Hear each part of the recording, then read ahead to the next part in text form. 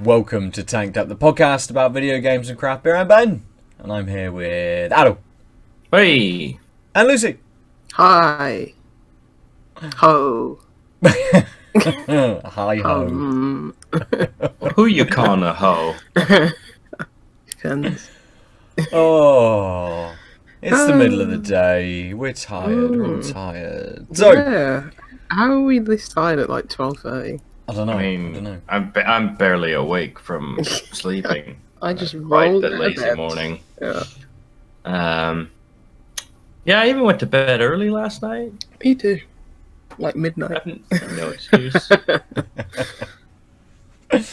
Yes. Well, It's because we've been playing too many video games. that's it. That's obviously what we're going to be talking about this episode, probably. But we're not drinking. We've got no beers. Aadil, you and I, we went out last night. We were going to try and record something up at the Good Measure for Kernel Brewery's takeover up there. But it was just too busy, too loud, and we were enjoying ourselves far too much to interrupt and bust out the laptop. So we thought we'd just do a little short episode today, just have a little chat about what we've been playing. Yeah. I mean, I figured we could also just talk a little bit about the tap takeover. It's always nice to talk about beers, even if they're not in front of us. I think that it was pretty good. Little underwhelming, I think, for the both of us, except for the very final beer. So they had a couple pale ales, two saisons, a crabapple and a cherry, and a raspberry extra stout and an IPA. Nice. And one of the new pale ales had, oh god, what was it? HBC 522. It's a new hop. Which was kind of didn't seem to be doing a lot. No, it didn't. We did follow it up. They put it on later in the evening, and we had it just after we'd had the quite heavy Citra IPA. Yeah. So when we were drinking it, this is I can't remember. Bob was saying that this hop is derived from sort of from, is it Cascade or Centennial? It's kind of in the same sort of range as those kind of hops, but it was just a little bit kind of not very much light. Really, was it? It was really light, super light. Yeah. In comparison to the first pale that we had, which had a good heft of body to it. Really pushing through on the malts in that build, with a little bit of citrus in there. So a good pale to start with, and then kind of such just a good one to follow up with. Exactly. The saisons were good. The sour cherry one was really nice. Yeah, it was the crabapple one. It was really good. In fact, but they basically both tasted pretty identical. Okay. They had the same sort of base, much more in the sort of tart style of a saison. So like you could easily have been tricked into it being like a goza or something. Okay.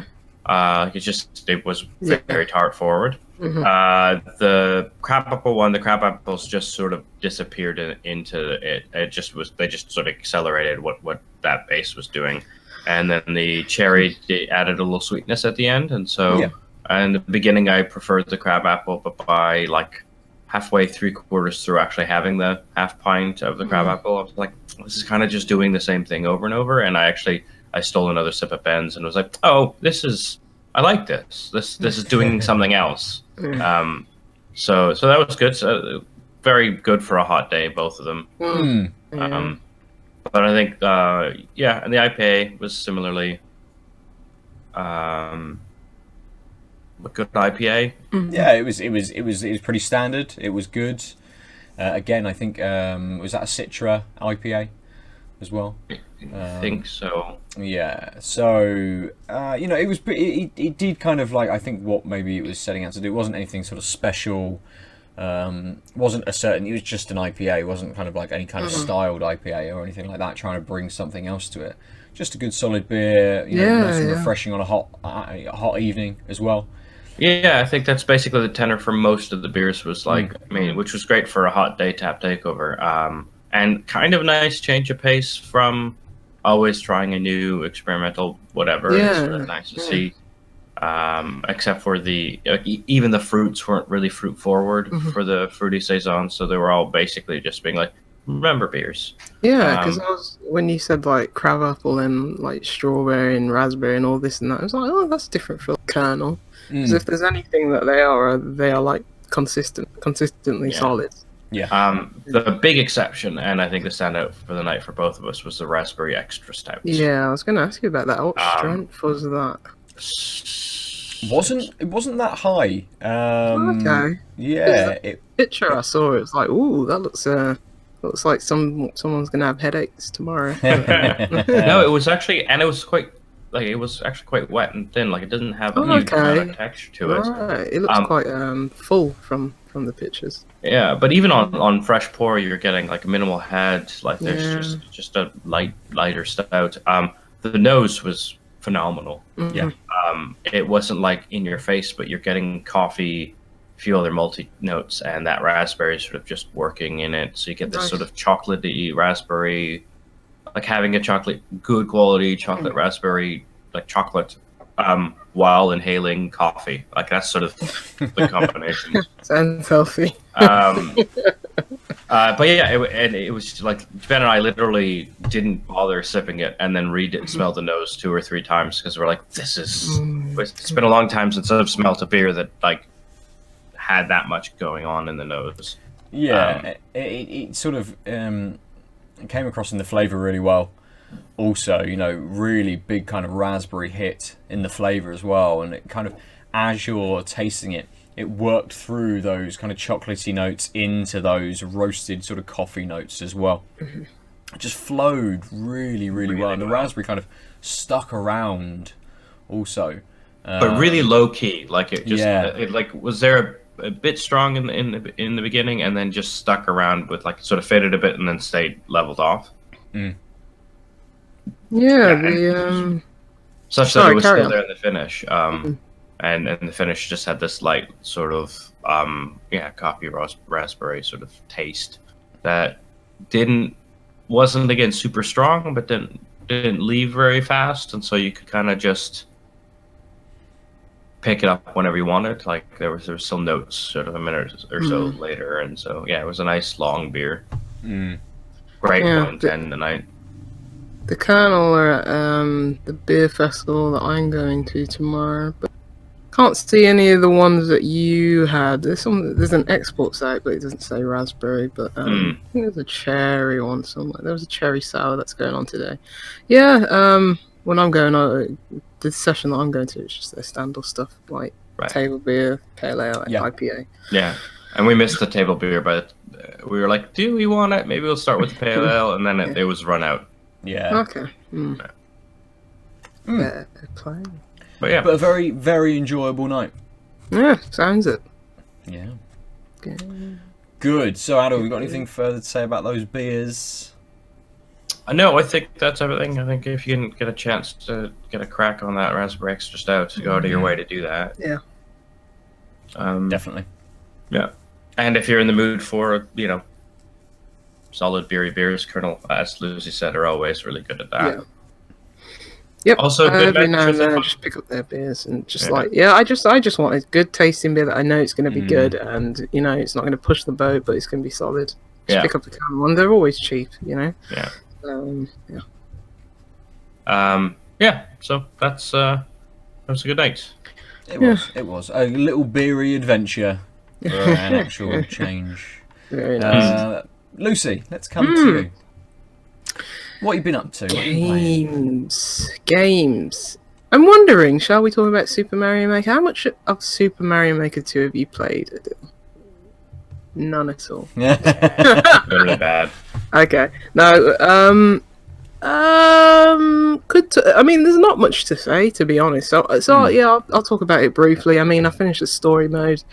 There's probably about 120 or so Nintendo-made levels, and they're all really good. They're like little bite-sized levels that just, show you how, the different ways you can use all these different mechanics and stuff like that. And they're, just purposely designed to be like, inspire you. Like, oh, Right. I might use this seesaw and mix it in with a claw and this and that. So yeah, it's really fun. The levels are really fun as well. I wish you got you could unlock more things. It's really just like outfits for your me, which fun finishing all these levels, and it's like, okay. I mean, I've made my me as hideous as possible, so I don't want to give it nice clothes. But yeah, it's all right. But I've been doing a bit of creation of levels myself. I'm not talking to Aadil currently because he hasn't played my levels. So until I played one of them. Oh, thank you. And I've only got two, so yeah, you've done 50%, that's fine. I didn't finish it though. Is the problem? That's fine. Yeah, as long as you played it, that's all that matters. Oh, that was day one. That was day one. Oh, thank you. Yeah. I can talk to you now then. Then I'll ignore you again when I make like 10,000 levels. It's like, dude, you haven't played all 10,000. Yeah. I think you can only make 32 though. And then you have to burn them. Yeah, because apparently the previous game was 100, and now it's only 32. But that is a very strange backward step. It's Nintendo, two steps forward, one step back. Like, the online isn't good either. I tried that out like once or twice, and it's like it had issues connecting to other people, and it just wasn't that fun. I think because they just put you in like random levels, not necessarily tailored to multiplayer play. So I completely overlooked that aspect of it as well. So yeah, I've just been really like following like certain creators that people have suggested, like Matt Thornton, the Celeste developer. He put out a few levels. I've been trying some of the Nintendo like community managers and stuff like that, and Treehouse people's levels. And yeah, just looking for this is a really inspired creator. Go follow his levels and go play those. Like, there's one called Bruh who just makes 20-second like speedrun levels, and they're really good. But it's just been it's the curation tools are much better this time, but there's still room for improvement. But there's no reason why things like that couldn't come with another update. Like, I just want to see the people who my follow list and just look at all their levels, and instead of having to go dig into menus to find like maker IDs and stuff like this. But otherwise, I'm really enjoying it. It's going to be like one of those games like Splatoon 2 for me, where it's like I'll play it quite a lot at the start, just like the first Mario Maker. I don't know if I'm going to be playing it long term, but given that it is on the Switch and it is portable, I see it having a much longer tail than I did with the first one. So, especially as I'm making levels now as well. Is there any mechanism in place for you to know when someone you follow puts out a new level without sort of being in the game as well? Can you tweet out when you've made a level and things like this? And you can. I mean, you can just take a screenshot and then just tweet it out. So that's pretty much simple.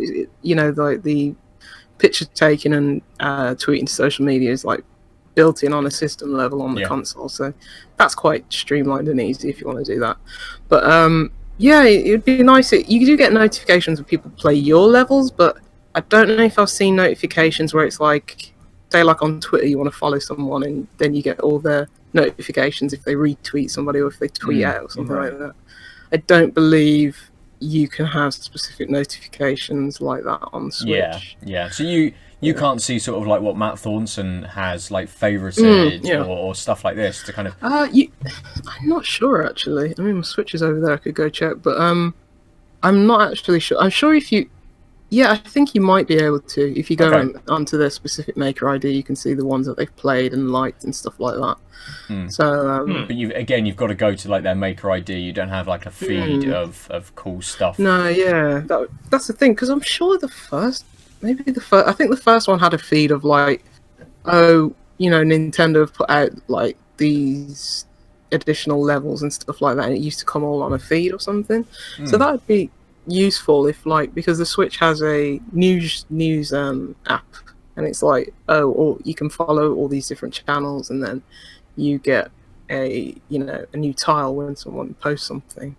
So yeah, it's like I don't know. I mean, it's nice the fact that Nintendo are just so laser focused on making a good game first and foremost. I mean, the whole game and how the physics interact with everything, and the fact they've made new music and integrated new mechanics into it all, retroactively gone back to like Super Mario Bros. 3 and 1 and be like, oh yeah, you can use these new mechanics in these games, but right. It's like, I don't want to use the word half-assed, but it just seems like, okay, you've done half of the job, the most important part of the job, of course, but it's like, just go the little extra mile and just make everything a complete and whole package. No, but, that sounds ridiculous. Yeah.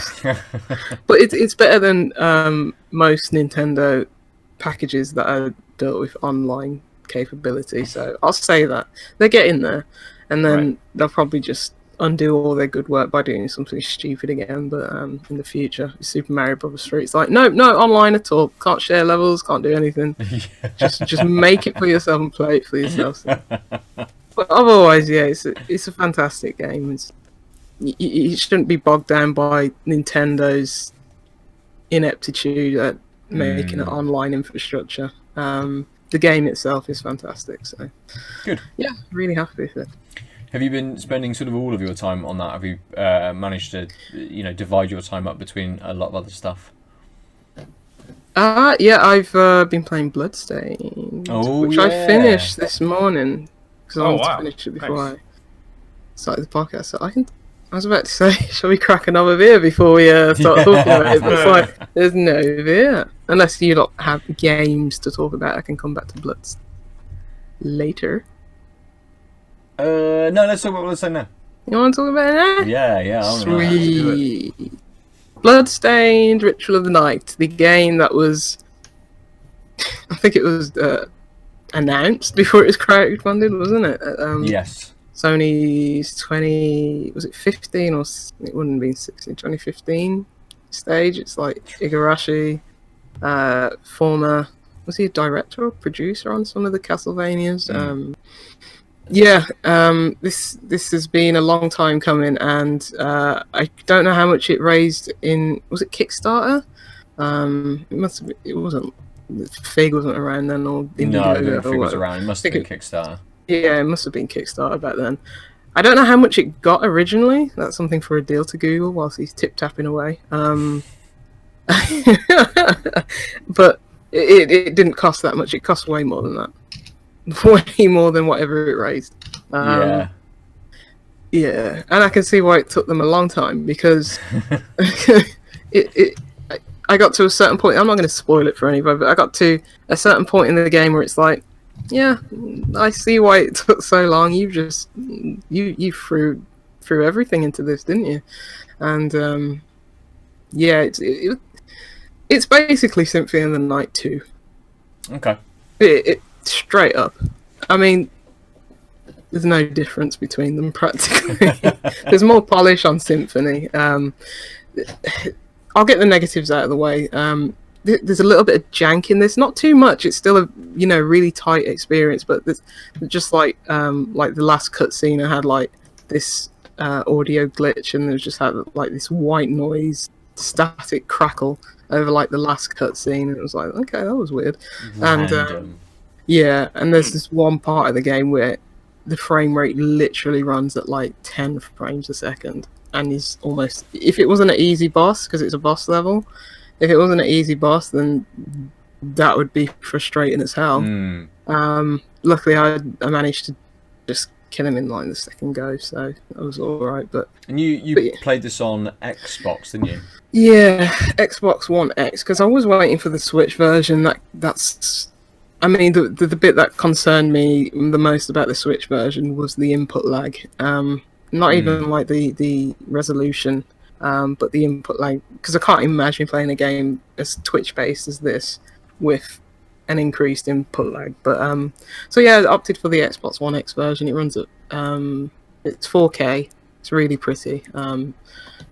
Considering they changed the art style not too long ago, it's really pretty, and it's meant to run at 60 frames per second. It does dip at sometimes. It's not wholly consistent, but it's fine. It works well. Do It you does look find quite smooth. does it dip down sort of when there's a lot more kind of going on the screen, or is it quite random? No, it's random. It's at a certain point at the start of the game. It was at one boss level, and also just at random times. It doesn't even have to be like there's a lot of things going on. It's just, yeah. I wish you could have just locked it at like 30. I would have been happy with that. But yeah, even so, it's just got that little bit of okay, I can see the little cracks beneath the surface. That it's like it's not at a level of Symphony, because that game has a ton of polish, and understandably so. It's a Kickstarter game. Yeah. They probably run out of funds like 8 times. Needed additional resources. That never happens. Kickstarters always fully follow through with all of their goals, exactly how they pitch them. Yeah, but they've come out on the other side. Like it's a really, really, really good game. It's probably one of my favorites this year. So it is just Symphony of the Night 2 in everything but name. I mean, it's called Ritual of the Night, for God's sake. Yeah, yeah. But it's fantastic. It's and what I really like about it, that you probably maybe people might not talk about it, is just like quality of life, like improvements on like something that came out 20 years ago, like Symphony of the Night. But it's like you can take side quests, and on your map it will show you where these quests are, or when you're selling and purchasing items, you can sort it by value or how many you've got in your stock and stuff like that. And it's just small little like UI tweaks and stuff like that, menu tweaks that just make it so much more easier to navigate and enjoyable. But it does fall for the same traps as Symphony of the Night sometimes, where it's like, okay, I've uncovered this huge map, because it is a very, very big map, and it's like, okay, I've got this, I don't know where to go, I don't know what I'm doing. Sometimes you can go back to the shopkeeper and they'll give you a hint, but it's very vague hint, and it's like, okay, I've got this huge map, I can't remember where I saw this door at this key that I've got, I don't know what I'm doing, where I'm going. And it's like I did have to look for a guide, because it's like, I'm not, maybe 20 years ago I would have been like, oh, and discover everything, like get out paper and notepad. But it's like, no, I just want to finish the game at this point. It took me 16 hours. And it's just like, come on, and it's like, oh, we just hid this, essential item, in this random place in this castle, and it's like, all right, okay. It's like if I was just playing this without a guide, day one, how am I meant to? It'd drive me crazy. So it does fall for that, trap. But unlike Symphony, it doesn't get crushingly hard when you go into, spoilers for a 20-year-old game, the inverted castle. So, the back half of Ritual of the Night isn't a grind fest. It isn't like, oh my god, I have to level up like 20 levels just to get past these stupid Medusa heads or something like that. Right. But nice. Okay. It's really good. The layout of the castle, it's like it's got those very distinct like areas, like just like Symphony, like garden, clock tower, library and stuff like that. So there's and the way the map is built, it's very okay. We're going to have these long corridors where there's no save points, and then you're going to have this moment of reprieve when you find a save point, and it's very strategically mapped out, and the combat's great. It is an RPG, so you like get better loot as you go throughout the game and equip those things. And there's these things called shards in this game, where it's like you have different like passive abilities and like different perks, where it's like, oh, I equip this shard and it makes my strength go up, or my constitution go up, or my defense go up, or and I have this thing where I have this little thing following behind me, because it's so Symphony of the Night, and it's like, this little it's so, I don't know how they get away with it. I mean, maybe Konami just don't care to that point where it's like, we don't, because there's no, it's going to be like Curse of the Moon for me last year, where it's like I was conflating that and like Castlevania 3. because they're basically the same game. Like, even the music, I was getting confused. Like, which one's actually Castlevania and which one's actually Bloodstained? I don't know. They're the same game, and this, if it wasn't for the different art style, this is basically Symphony of the Night 2.0. And Konami just must not care at all. Well, or they have or that 5 million, 10 million, however, which is a Kickstarter, all went to lawyers. Yeah. You find that their legal fees are absolutely massive, or they have to pay Konami off a certain amount or something. You know, like I can't see, you know, like certain mechanics and things like that being, you know, locked away behind Konami's doors. Things like titles and names and character representations and things. Yes, you're not kind of going to get away with, but you know, you can't call him Alucard. But there's Dracula in this game. He's basically Dracula. When you level up, it has the same pause and like level up thing. it's so brazen in its approach, where I love it, and it's just, oh my god, how have they got away with this? But it's got a backdash. I mean, I was calling the upgrades like, you know, what they are in Symphony of the Night. It's like, okay, when am I going to get Echo of the Bat and all this like that? But yeah, even the same moves where it's like, really, Soul Steal, and she even shouts Soul Steal. Oh wow. It's so good. Yeah. But yeah, so if anyone misses Symphony of the Night, just play this game. It's basically the same. I'm just aware that even like some of the map is like the same, but good to know. Yeah, because I only like, I'll say replays, because I've played a little bit of Symphony back in the day, not much, but I played it to, well, my version of completion, like before the Inverted Castle part last year, so it's still fresh in my mind. But yeah, this game is Symphony of the Night in everything but name, and it's great because it is, you know, make more of these. Yeah, and if you know, if people want that experience, they're not going to get that from Konami. So, sadly, no. Yeah, someone else needs to be out there doing it. Yeah, make more of these. Make more. I mean, nice. But it'd be interesting to see kind of what they do next. Obviously, with you know, with Curse of the Moon coming out, what was that, last year? Yes, it was. So Kickstarted, what was it? A stretch goal? Which is incredible for a stretch goal. It's one of my favourite games last year, and it put me on the Castlevania binge. Yeah, it's such a good game. So yeah, it'd be interesting to see where they go next with all of this. Whether they just bash out something similar to, you know, to Curse of the Moon again, keep the ball rolling, keep the franchise in everyone's minds, and that kind of you know, that kind of game, and then like Castlevania 64 Part 2. What's the little kid one? Kid Dracula, or whatever it is. Yes, yeah. They'll just ape every single Castlevania game going, won't they? Yeah, I mean, I'm sure it will have sold well. I mean, it is £35 as well, which I was more than happy to pay for it. You know, they fully deserve every single penny, but hopefully it sells well, and Konami be like, oh, let's get in on some of this Castlevania money.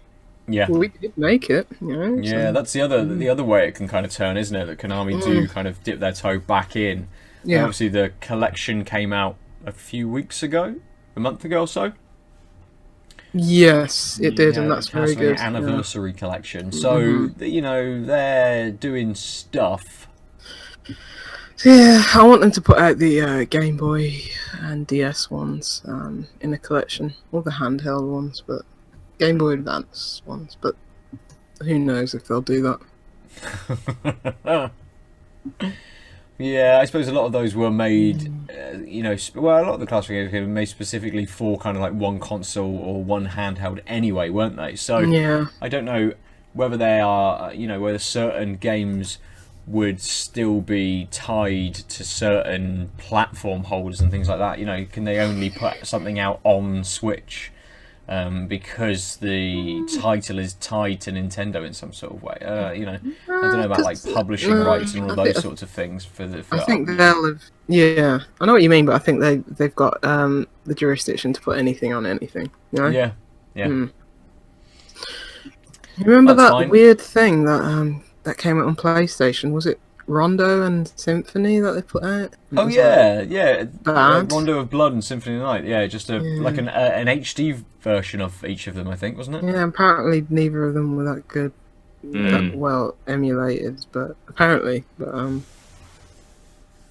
best way to play Symphony of the Night is still on Xbox via backwards compatibility these days. But yeah, Makes sense. shame. The randomness of Konami, eh? Yeah. Oh well, let's move on from Konami. I'm probably going to talk a very small amount about Sunless Skies, and then maybe a little bit more about it next week. It's kind of taken up all of my gaming time this last week. I picked it up in the Steam sale. You know, pretty cheap. I think it was about 12-ish sort of pounds. Sorry, before you carry on, is that the sequel to Sunless Skies? Yeah. Yes. So it's the second game. Okay. Yeah. Oh, wait, Which I own Sunless Sea, but I've never played.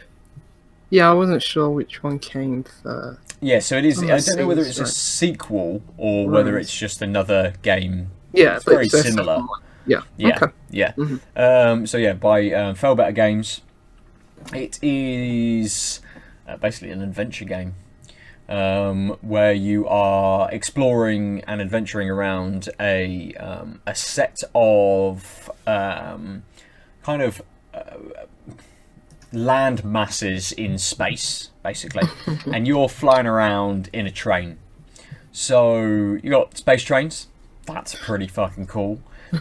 You're going around this. I don't know whether it's. I haven't quite picked up whether it's kind of like a shattered, planet, and you're going around kind of just the debris of that.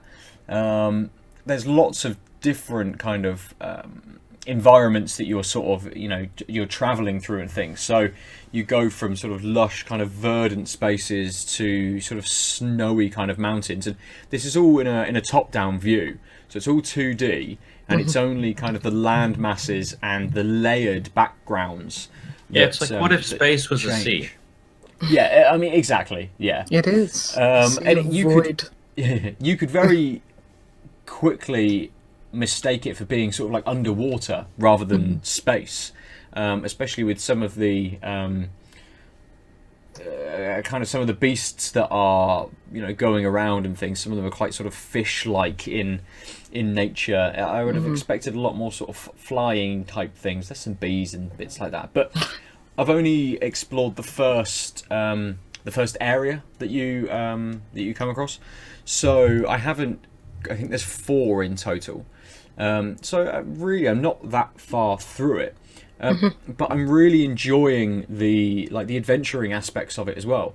There's quite a lot of, you could take this commodity over to another port and sell it for more gold and things, and over there you might discover someone hanging around who you want as part of your crew on your train, and they will give you bonuses to things. There's a lot of random encounters and things where dice rolling is going on kind of in the background based on the stats that you've got. So you might need sort of your endurance stat up if you come across a like the wreck of another space train, and you want to go on board. You want to pry open the doors, so you need to you would click whether you want to do that or not, and in the background it makes that roll for you. It does pop up with a percentage, tell you how likely you will be at doing certain things. And obviously if you fail it, there's consequences. One of your crew members might die, you might lose some supplies and things like that. I think they've balanced it quite well in terms of how the sort of the success or failure affects kind of what you're doing. It's never felt kind of cheap or difficult when you do fail something. I've never sort of like, oh, I really why did I fail that? that it's only a 30% chance that you're going to get it. You're just like, wow, I'll try anyway. You know, I've got loads of supplies and things. Like, what's the worst that can happen, type thing. And it does really well in giving you reasons to go back to places that you visited as well. Not just because of the whole kind of like trading thing or characters who may, you know, want you to go to a certain place for them to do something there. There is this terror meter that is kind of, you know, like a sanity bar almost, that rises as you're going around the, you know, around the skies. If you get hit by enemies, it will rise. Some events will raise terror as well. You know, if you're on the carcass of some giant beast and you slip or something, you know, you fail a roll or something, your terror may kind of like rise up as well. And there's certain ways of being able to bring that back down by going to different towns and things and partaking in various activities and stuff. It might bring your terror down. So with the fuel and the supplies that you've got as items, there are various kind of meters that you've got to balance as well, whilst you're kind of out and about before you sort of need to go back to ports and things. And I think that balance is done quite well between the whole sort of exploration, you know, unveiling the fog of war to find spoils or new destinations and things, versus getting somewhere to try and, you know, bring things back down, bring that terror back down, or make sure that you're in a port to be able to buy some more supplies to be able to go out and things. And it's very, very intriguing in terms of the stories that it's presenting to me from the crew and things that you know, rumours and stories that you pick up in different ports and things. I was kind of fumbling around before I picked this up. I was sort of, I've installed a couple of games on the PlayStation. I've reinstalled a couple of things on Steam, and nothing's sort of really stuck and grabbing me. And I was really looking forward to playing Pro Evolution Soccer when it released as the PlayStation Plus game. You know, just a couple of games of that. But no, it's gone now. They changed it to the worst possible game. The only game that's actually offended me as I've played it. We will not speak of it because it's a trash game and nobody should play it. I did write an article for the site about the change, and I did paraphrase you a little bit by saying, I think I said that you said it was just amazingly clumsy or something like that. Yeah, it's the only game that I've been angry playing. It's awful, and it's one of those games where it's like, you know, like if you like Sunless Skies or whatever, it's like, yeah, cool. I mean, I did look at the gameplay. It's basically Oregon Trail in space, isn't it? It's very tabletop RPG, isn't it? But it's like, if you like Sunless Skies and it's like not for me, it's like, yeah, cool. Like Hellblade, it's like, not for me. It's for you. I can see why you like it and everything like that. I cannot understand why anyone likes Detroit. I don't understand. There's something wrong with them. It's an awful game.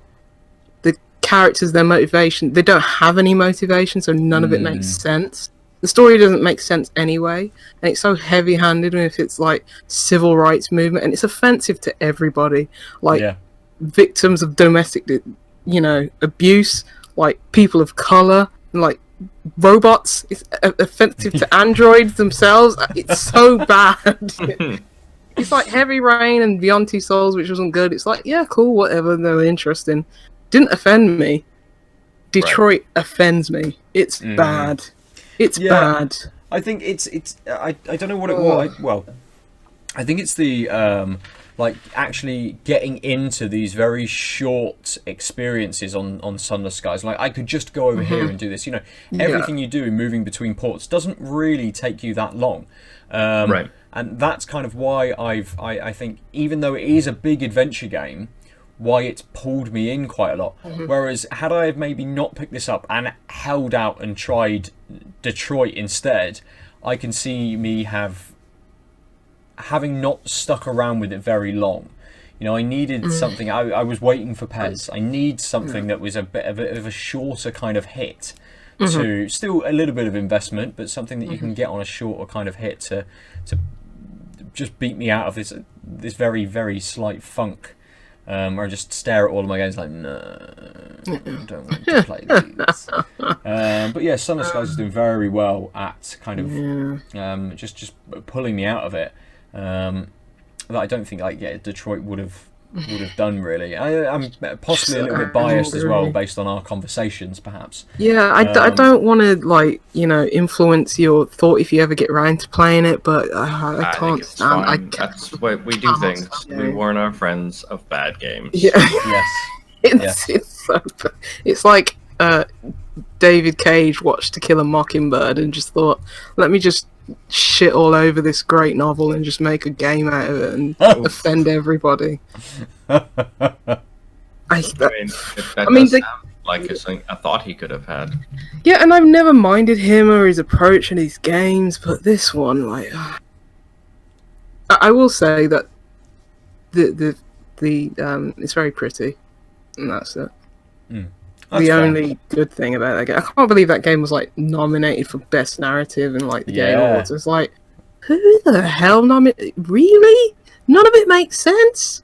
And the bits that do are just riffing on civil rights movement, and it's like, oh, sorry, what was that, Aadil? Well, sometimes people get caught, right? And they think, well, it's dealing with heavy matters, and I don't get it, so it must be really deep. But self-doubt leads to assuming something garbage is good. It's like, what happens if black people were actually androids? And, I could have come with that thought on a toilet. It's like, for God's sake, man. It's like, oh. I mean that's been done to death, but it's like, people have done it well. Detroit is no Blade Runner or anything like that. It's, I mean, I think this is the problem people had with Green Book, the thing that won the Oscar. And it's like, well, this is the actual relatives of the person whose story they're telling seems to suggest this isn't what happened, and it's a very palatable look. Nasty white man drives black man around and decides black people aren't that bad. That's a great story. Sorry? Well, you've skipped Green Book. Green Book. How is this film? Yeah. Which year? Last year? Yeah. Oh, that's probably why I've never heard of it or seen it. I'm out of touch with movies, sorry. But so there's people who are just like, well, it says the right type of message, right? And my perspective seems to just make this seem like a good movie. There's no fucking depth to this because your perspective isn't the important one, you idiot. It's the same style, but that also did exactly the same critical reviews from some people because they just couldn't actually think outside their own box. But the thing is that all the reviews that I've read for Detroit before purchasing, I'm not even mad about buying it. I'm mad that I played it to its conclusion. I'm mad about the time I wasted, not even the money. Yeah. But because at the end of that game, I was just killing characters left, right, and center. I was like, yep, kill them all, kill them. Yeah, don't care. None of this is heartfelt. Murder them all. But amazing. Yeah, a lot of the reviews were like, this is really heavy-handed and it's not good, but we still enjoy it. And I was like, this game is all story, other than fumbling things in that stupid, Quantic Dream way. Yeah. It is all story, and if the story's bad, how can it be that enjoyable? Where this game is getting positive reviews, it's very pretty, technically wise, and then that's it. The story. Sometimes people just want pretty. Because I always said Supermassive outdid Quantic Dream with Until Dawn. That's what I was just going to say. Fully. And Until Dawn is still a far superior game to that trash they put out last year. It's never trash. finished it. We've got Man of Medan. Medan. Oh, that's good. Next month, end of August, I think, beginning of September, maybe. Something like that. Yeah, that looks interesting. Sean Ashmore, copy and pasted from Quantum Break. Yeah. Yeah. It's just clearly stolen some code there and gone, yeah, it should be in our game. Yeah, fine. Yeah. As long as you put it on Xbox, you can steal all the code you want. Yeah. It'd be interesting when he's got all the same lines he had in Quantum Break as well, and all of the framing's the same, just the background's a bit different. Yes. Undersea, yeah. Yeah, that looks good. I have my fingers crossed for that. Because I don't know, Until Dawn just seemed like lightning in a bottle. Yeah. To a certain point, because that game's really good. But Hope they can recreate it. Well, that's it, Lucy. Be another spooky game for you to play. I know, I'm all about the spooky games. As long as it's not as intense as Resident Evil 2, it's fine. Yeah. Resident Evil 2 was, maybe that's why it's still my game of the year, because it was such a uphill battle. Yeah. Yeah, possibly. A proper challenge. Yeah, it was. I could only play it in like short like little bursts. Yeah. During the day, and because I was working back then, it was like Oh, don't have yes. much time. So it took me probably about a month to But yeah, great game. Nice. Still game of the Good. year. Aadil, let's come to you now for our final chat topic segment. I have not played a lot of games, but What I a surprise! Yeah, I know. First. No surprise. But I did go to my friend Damon's place Sunday, and we played some Nidhogg. I showed him Ape Out, which is a great game. Which Did we you haven't finish actually Ape talked- Out? I haven't finished it, no. I'm sure we talked about it. Yeah, I think we have. Yeah, because Last week, maybe even. And then we played some random games on the laptop on Steam. There was Distance, which was a crowdfunded. So Nitronic Rush came out, or is it the other way around? Fuck, I'll look this up. I don't know if that one. No, neither am I. Well, if anyone knows about it's an insane driving game. Distance. It came out in 2011. Oh, going way back. Yeah. And let me just double check. And Distance is the one that came out in 2014 after they got monies. Yeah. So, but basically the idea is it's a driving game where you can sometimes get launched off of things and can basically you have up and down jets that can pivot, and then suddenly you will be able to stick to basically you can pivot yourself so the track is going this way, then it's this way, and you have to jet yourself around, and then you'll realize the gravity should now be that way, and it'll pivot the screen. It's roll cage. Yeah. But also it has big laser fences and stuff, and your car can get cut up, and and you can still drive. So it's roll cage mixed with Dodger Marina. From sort of, yeah. Screenshots. It's also very, very quick. PS1. So I watched him play, and I'm like, I might look into this later, but I have no urge to die repeatedly on the first move. So there'll be things where you have to jump across a ledge through a small gap, but if you just jump, you'll smash. So then you have to down jet on the jump and go through, and then there'll probably be some laser thing, and then also you have to flip around several times to do your resetting the playing field. Which is just dizzying to watch because obviously you're not in control. So when the camera spins, because now the ground is perceived as the left side track, you're just like, what the fuck just happened? But it looked fun, and though Nitronic Rush is the free version that came out, and Distance is the paid version, and Nitronic Rush is still out there on the internet. You can grab it, and it's. Is it are these races, or is it more just a single car doing this obstacle course? Oh yeah, so it's all just you, and as you progress, you can race against ghosts. Okay. But they're ghosts; they're not impactual. Yeah. I think that would just tax their system too much. But to be honest, there's so much going on. Thinking, also trying to strategize on how to bump someone into one of the crazy things. I think is actually probably too much. It's a very busy, quick game.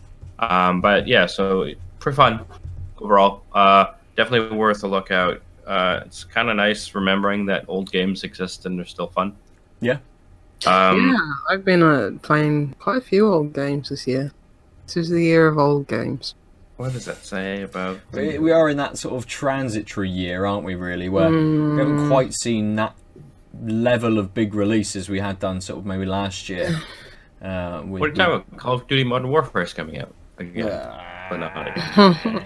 Yeah, but it's been fun going back. Yeah. playing the games that I've missed. I played Altered Beast this morning with no continues. That game hasn't aged well, let's just say. I bet. Yeah. Were we playing that on? I bought it on like Xbox backwards compatibility for like 79 pence or something. Gotcha. I was just Nice. like, yeah, I got a fair few achievements as well. Like, it's like cool. Half an hour worth of my time. Start the It's like- game. Walk in the game. Yeah. Don't turn the game off instantly. No, they were for like actually progressing through the game. Yeah. Sure But they yeah, were. it was just Altered Beast is not aged well. Yeah, that's fair. Yeah, I needed unlimited continues for that game. Yeah. I bet. I'm glad I could. Yeah. Anyway, carry on. Unless you want to talk and more then- about Altered Beast. Yeah. And then there was Flat Out 2, which is a hilariously bad game. That sounds like another racing. It car is, yeah. race. It's you're racing in big trucks and you have nitrous and you have to bash people, but everything That sounds like cool. drives like it's butter. It's like I've learned a lot about you, Damien. That these are the games you're like, I want to play these ones. But yeah, so we did play Nidhogg 2 on the Switch. Yeah, it's on Switch. I got that on Xbox. Yeah. And he had played a bunch of Nidhogg 1, and apparently there's a potatoing strategy that was nerfed in Nidhogg 2. I'm like, oh wow, they didn't just reskin it? I swear it was the same game. I like the ugliness of the Nidhogg 2. Like the fact that they put more pixels into the Yeah, ugliness. It Yeah, looks like especially the Nidhogg Genesis thing. ugly. It's so much more revolting with Yeah. the more higher resolution. It looks like something that would be on like the Mega Drive or Genesis. Yeah. He was super shocked by the bow and arrow. Because I didn't play much of Nidhogg 1. I didn't realize they owned basically daggers and swords. Yeah. But yeah, I mean That's a good if you've game. never Right. seen Nidhogg, it's a silly game. Which I swear there's like just enough strategy that's just not good enough to be consistent to make it a fun game between people where no one ever really always wins. Yeah, it's very push and pull. Like, I don't know how much skill you need to have to play that game. It's like it's one of those where it's like the barrier of entry is quite low, so anyone can pick it up and still enjoy themselves, which is good. Yeah, I mean- when we played it, I seem to remember, it's just kind of, you fence for a little bit, or kind of dodge around a little bit, and then you just go, run! Yeah. And it's then just I a think that's the constant best sort strat. of, just a constant When you chase cross to have the to arrow, stop you. it's no longer fighting times. Yeah. Just get there. But- Jump kicking works really well. But the other player, always spawns in your way on the other Yeah. side of the screen, don't they? Oh yeah, but you can have a string of really well timed jumps where you just hop over the person, and as long as you haven't really stopped while you're running, you still have the arrow. So if you can get by them, you can just avoid combat. Because the pacifist strategy seems to work Yeah. until they jump and stab you. Because Yeah, you're exactly. You've got to know when to slide. And, yeah. But yeah, and then like the slides and some of the rolling and like timing, throwing stuff. There's stuff you can do, but a lot of time it's like, well, like they've just gone too far on the screen. The best thing you can do is run in the opposite direction, so I'll respawn faster. Yeah. It's a good game of cat and mouse, and it's all. I think most of that game is figuring out what the other player's going to. So are they going to throw it or are they not?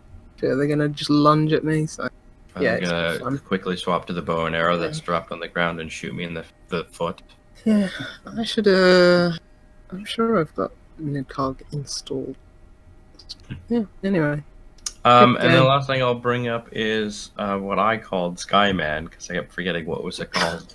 But Superflight, which is just a little indie game where basically they've got different randomly generated worlds. You start at the top, and you're like a few planks of wood as a man, basically. It's you have wings, and you're basically just zooming down. And if you go all the way down, when you run out of like space, it just spawns you into a new world. But you get points for near misses and swooping through small cutouts and stuff.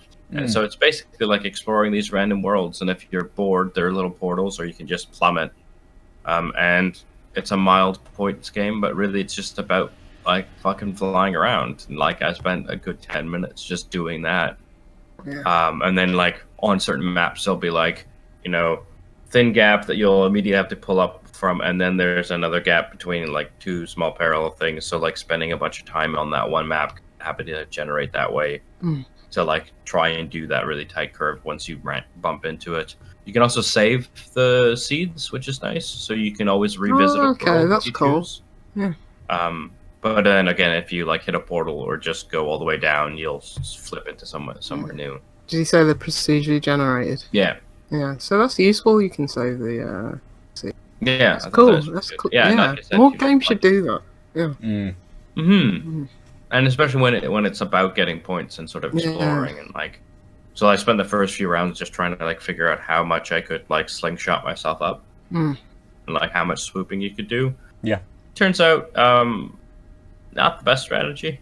If you can plummet really fast, you can lose all that speed by going up, but as soon as you like dip down again, you almost get to that first set of speed really quickly. Like something about their physics just doesn't have you slow down and then slowly accelerate again. It's like, and bam, oh fuck, I just died. Like, okay, so that I can't just sine wave across the map. Yeah. But yeah, I'm nerdy. super chill, and it is called Superflight, not Skyman. It should be called Skyman. These are some obscure games that I've never heard of. Yeah, it sounds like it's got those like vibes that you get from like a skate game as well. You just sort of, on a skate game where you don't actually do any of the tricks, you just like coast through the city, just hitting jumps and grinding and ramps and jumping across things and stuff. Feels like it's got that kind of essence to it almost, where you can just, as you say, just fly through the course sort of thing, or fly through the world exploring, kind of trying to go through different holes and all of this sort of stuff. So sounds cool. What was that on? Steam. Yeah, everything's Steam. As I said, if anyone knows about obscure Steam games, it's got to be Aadil, because he's got Yeah, it's nice to meet another person. Yeah. Steam games. Yeah, so I definitely think I've meant to check, but didn't see how much it is, because I bet it's dirt cheap because it's old and really simple. 40p. There you go. It's still on, isn't it? Yeah. Yep. How much I'm buying is it right now. How much? How much was it again, Ben? 40p. Yeah. Was it actually 40p? Yeah. Ben, you've got a gift for this. Just say, Plague Innocent's Tale, 50p, and I'll buy it. That's it, everything. I'll get everything right this year. Yeah. When does that end, actually? I should buy games before it finishes. On the 9th. So next week. Okay, that's alright. It's actually £1. Monday? 4 pence.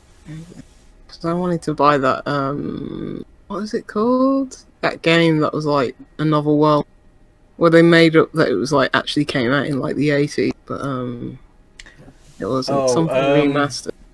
Yeah, I know what you mean. Eternal remastered or something like that. Yeah, I want to buy that. I think it's a $5 now. Yeah. Nice. That's my kind of game. Good. So, we haven't got any beers to chat about at the end of this episode, so that kind of just leaves us to tell you where you can find us for chats if you want to. Lucy, how do people find you? Everywhere, it's JuicyLoose9. That's Twitter, Instagram, Xbox, PlayStation, Steam, and whatever else I'm forgetting. The Switch one, where you're something else. We won't go into that. Yeah. Because then I'd have to give my Switch friend code and my Mario Maker. And we got your level 20 codes. minutes. Yeah. You got 20 minutes. Yeah, that'd be ridiculous. You have to put them all down on a sheet of paper and then just put it somewhere. Google Doc. Yeah. Aadil, how do people get hold of you? I'm at the Omniarch on all of the things, basically. Nice. I am at Nova_47 on almost all of the things that I am on.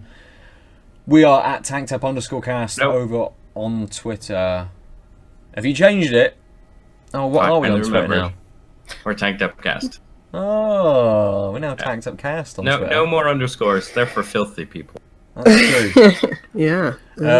We're also Tanked Up Cast on Instagram, where you can see some of the photos of the beers from last night. It's good. We're in sync with two social media platforms. We are Out of Lives on Facebook. Obviously, as we're part of the Out of Lives network, go to the Out of Lives Facebook page. You can pick up all of the articles that everyone writes, all of the other podcasts, or just go to outoflives.net to see what everyone else is doing. Can't really say we've been tanked up because we haven't drank, so bye. Been tanked down. Bye. We've been mildly tanked based on friendship. www.outoflives.net